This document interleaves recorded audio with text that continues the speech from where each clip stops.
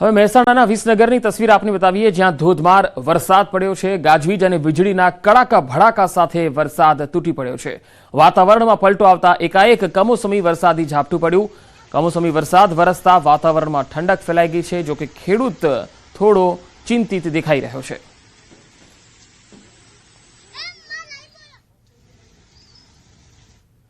બનાસકાંઠામાં યુવકનું ડૂબી જવાથી મૃત્યુ થયું છે। અમીરગઢના ગંગાસાગરમાં 4 મિત્રો ચેકડેમમાં નહાવા પડ્યા હતા।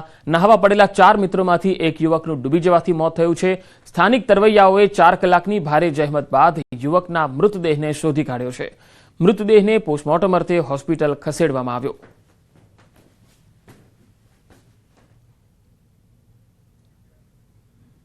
ચોવીસ કલાકમાં રાજ્યના 29 તાલુકામાં વરસાદ નોંધાયો છે। સૌથી વધુ કલ્યાણપુરમાં 2.8 ઇંચ વરસાદ થયો છે। માળિયાહાટીનામાં 1.8 ઇંચ, જામજોધપુરમાં 1.6 ઇંચ, માણાવદરમાં 1.4 અને ધારીમાં પણ 1.4 ઇંચ વરસાદ થયો છે। જ્યારે 24 કલાકમાં 8 તાલુકા એવા છે કે જ્યાં 1 ઇંચથી પણ વધુ વરસાદ નોંધાયો છે।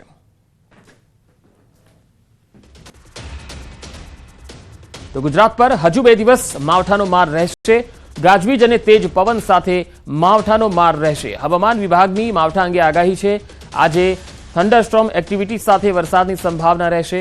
તો 13 તારીખના રોજ સામાન્યથી મધ્યમ વરસાદની આગાહી છે। 7 દિવસ આગામી જે આવનારા 7 દિવસ છે તેમાં ગરમીનો પારો 3 થી લઈને 5 ડિગ્રી જેટલો વધી શકે છે।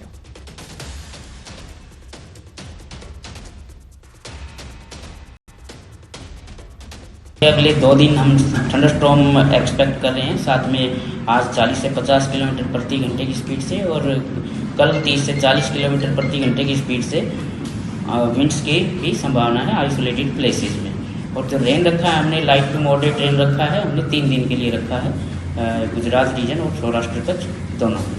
और जहाँ तक अधिकतम तापमान की बात है, अगले 7 दिनों में ये 303 से 5 डिग्री तक राइज होने की उम्मीद है। ભારત પાકિસ્તાન યુદ્ધ વિરામ બાદ સેન્સેક્સમાં 2000 પોઈન્ટથી વધુની તેજી જોવા મળી। નિફ્ટીમાં પણ 600થી વધુ પોઈન્ટનો ઉછાળો જોવા મળ્યો। ભારત અને પાકિસ્તાન વચ્ચે યુદ્ધ વિરામની જાહેરાત બાદ શેર બજારમાં મોટો ઉછાળો આવી રહ્યો છે। શરૂઆતી કારોબાર દરમિયાન જ સેન્સેક્સમાં તેજી જોવા મળી તો નિફ્ટીમાં પણ તેજી જોવા મળી। હાલમાં પણ સેન્સેક્સ નિફ્ટી ઉછાળા સાથે કારોબાર કરી રહ્યો છે। સેન્સેક્સમાં 2000 પોઈન્ટથી વધુની તેજી જોવા મળી। નિફ્ટીમાં 600થી વધુ પોઈન્ટનો ઉછાળો જોવા મળ્યો।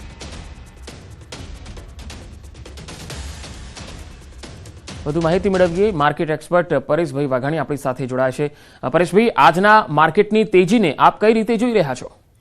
હા, જે રીતે આપણને ખ્યાલ હતો કે સીઝ ફાયરનો નિર્ણય લેવામાં આવ્યો છે, ભારત પાકિસ્તાન વચ્ચે સીઝ ફાયર થયું છે, ત્યારથી ખબર હતી કે સોમવારે સવારે બજારમાં જોરદાર તેજી થશે અને એ જ મુજબ સવારે ખુલતામાં 1300-1400 પોઈન્ટ પ્લસ ખુલેલું। અત્યારે 2250 પોઈન્ટ સેન્સેક્સ પ્લસ છે।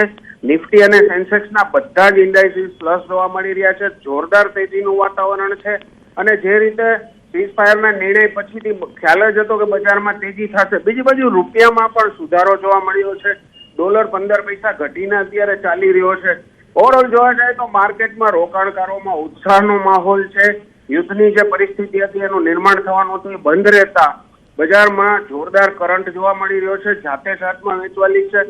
અમુક શેરોમાં 15 થી 20% સુધીની તેજી આજે શેર બજાર જોઈ રહ્યું છે અને ઉછાળો જબરજસ્ત જોવા મળી રહ્યો છે। અને શેર બજારમાં જે રીતે નાના રોકાણકારોમાં છેલ્લા 1 વીકથી જે નિરાશાનું વાતાવરણ હતું તે ફરીથી ઉત્સાહમાં પરિણમ્યું છે। બજારમાં જોરદાર તેજી છે। નિફ્ટી સેન્સેક્સ વધેલા જોવા મળી રહ્યા છે। જી પરેશભાઈ, તો હાલની સ્થિતિ રોકાણકારોએ કેવી સ્ટ્રેટેજી અપનાવી? સેક્ટર વાઇઝ કયા શેર છે એમાં વધારે ધ્યાન રાખવાની જરૂર છે અથવા તો રોકાણ કરવું જોઈએ?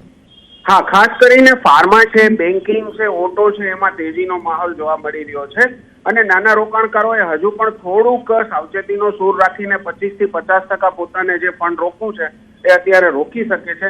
બાકી એકાદ મહિના પછી પણ નવું રોકાણ કરી શકાય છે। પ્રાઇમરી માર્કેટમાં પણ તેજીની શક્યતા બજાર જોઈ રહ્યું છે।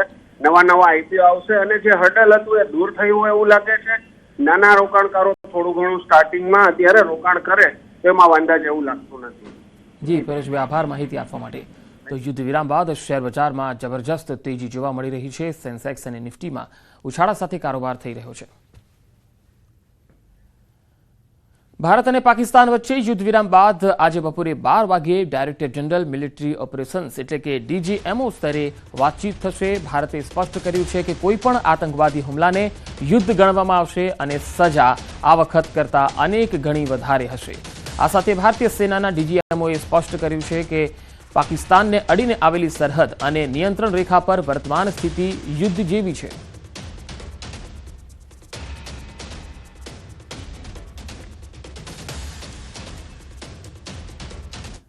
સુરક્ષાના ભાગરૂપે દ્વારકાના લોકોએ સ્વયંભૂ લાઇટો બંધ રાખી બ્લેકઆઉટ રાખ્યું। સાંજના 7 વાગ્યા બાદ ભક્તો માટે દ્વારકાધીશ મંદિર પણ બંધ કરી દેવામાં આવ્યું। દરિયાઈ સીમા સાથે જોડાયેલા દ્વારકા જિલ્લામાં કિનારાના ગામડાઓમાં પણ બ્લેકઆઉટ કરવામાં આવ્યું। સુરક્ષાના ભાગરૂપે સ્વયંભૂ બ્લેકઆઉટ રાખવા કલેક્ટરે સૂચના આપી હતી। દ્વારકા, મીઠાપુર, ઓખા, બેટ દ્વારકા, ખંભાળિયા સહિતના શહેરોમાં બ્લેકઆઉટની અસર જોવા મળી। ખંભાળિયા શહેરમાં પોલીસ અને પ્રાંત અધિકારીનું સતત પેટ્રોલિંગ પણ કરાયું હતું।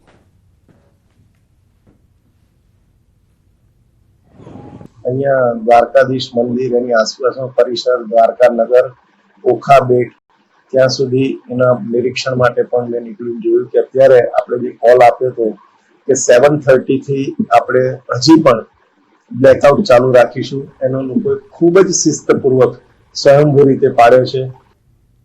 જમ્મુ શ્રીનગર હાઈવે પર ભેખડ ધસી પડતા ટ્રાફિક ખોરવાઈ ગયો। રામબનમાં મારૂગ નજીક હાઈવેનો એક ભાગ ધસી પડતા જમ્મુ શ્રીનગર રાષ્ટ્રીય ધોરીમાર્ગ પર ટ્રાફિક ખોરવાયો। તાજેતરના વરસાદને કારણે આ વિસ્તારમાં ભેખડો ધસી પડવાના બનાવો બની રહ્યા છે। રામબનમાં પુનઃસ્થાપન કાર્ય શરૂ કરવામાં આવ્યું છે। તો ભેખડ ધસી પડતા વાહન વ્યવહાર ખોરવાયો હતો। તસવીરો રામબનથી આવી રહી છે। હાઈવેનો ભાગ ધસી પડ્યો હતો રામબન નજીકના આ દ્રશ્યો।